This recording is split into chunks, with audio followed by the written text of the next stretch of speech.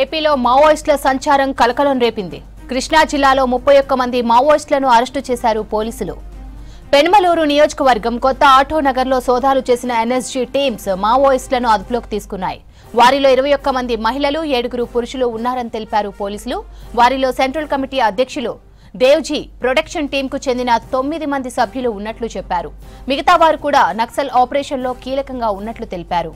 మరింత సమాచారం విజయవాడ నుంచి కాజా అందిస్తారు. కాజా, విజయవాడలో మావోల అరెస్ట్ పై అప్డేట్స్ ఏంటి? శ్రవంతి, ఏపీలో దాదాపు ఇప్పటి వరకు 30 మంది మావోయిస్టులని పోలీసులు అదుపులోకి తీసుకున్నారు. అయితే ఆంధ్రప్రదేశ్ వ్యాప్తంగా కూడా హై అలర్ట్ నెలకొందని చెప్పుకోవచ్చు.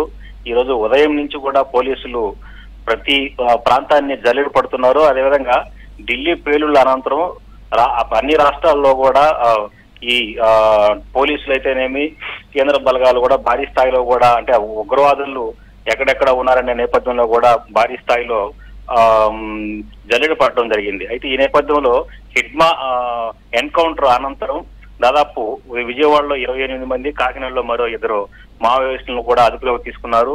వీరందరిని కూడా ప్రస్తుతం పోలీసులు విచారిస్తున్నారు. అయితే వీరందరూ కూడా ఏలూరులో 11 మంది అని చెప్పేసి ముందుగా అన్నప్పుడు కూడా మావోయిస్టులు 2 మాత్రం పోలీసు అదుపులో ఉన్నారు. మిగిలిన వారు కూడా పోలీసులు రహస్యంగా విచారిస్తున్నారు కూడా చెప్తున్నారు. అయితే కీలకంగా విజయవాడలో దాదాపు 28 మంది మావోయిస్టులు పోలీసులకి వలయంలో ఉండడం. అయితే వీరంతా కూడా హైదరాబాద్ కు చెందినటువంటి వ్యక్తి ఇక్కడ విజయవాడలో బిల్డింగ్ లో నివాసం ఉంటున్నారు. వీరంతా కూడా మహిళ వీరందరికీ సహకరించింది. 10 రోజుల నుంచి కూడా వీరందరికి కూడా కావలసినటువంటి ఏర్పాట్లను కూడా మహిళ ఏర్పాటు చేసింది కూడా పోలీసులు చెప్తున్నారు. అయితే ఇప్పటి వరకు పోలీసులు అదుపులో ఉన్నటువంటి ఈ మావోయిస్ట్ అందరూ కూడా ఛత్తీస్గఢ్, జార్ఖండ్ చెందిన వారిగా పోలీసులు చెప్తున్నారు. హిడ్మా ఆయన భార్యతో పాటు మరో 4 కూడా ఎన్కౌంటర్ చేయడం జరిగింది.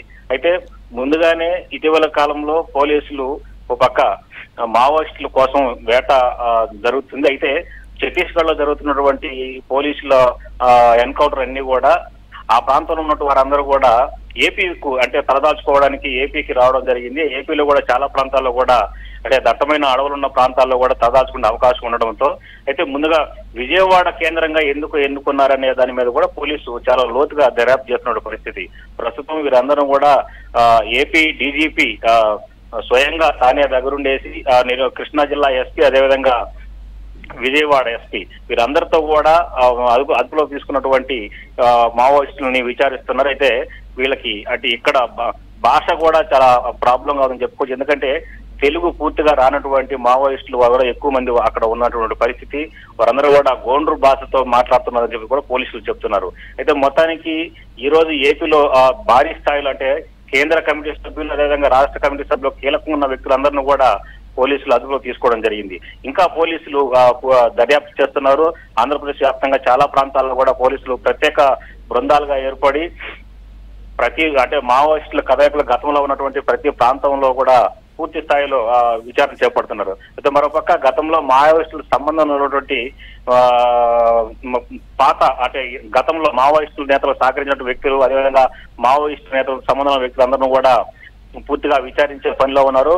అయితే ఆంధ్రప్రదేశ్ లో దాదాపు 70 నుంచి 80 మంది మావోయిస్టులు ఆంధ్రప్రదేశ్ లో తలదాల్చుకున్నట్టు కూడా పోలీసులకు సమాచారం అందింది. ఈ నేపథ్యంలోనే ఇప్పటికే 30 మందిని అదుపులో తీసుకున్న పోలీసులు చెప్తున్నారు.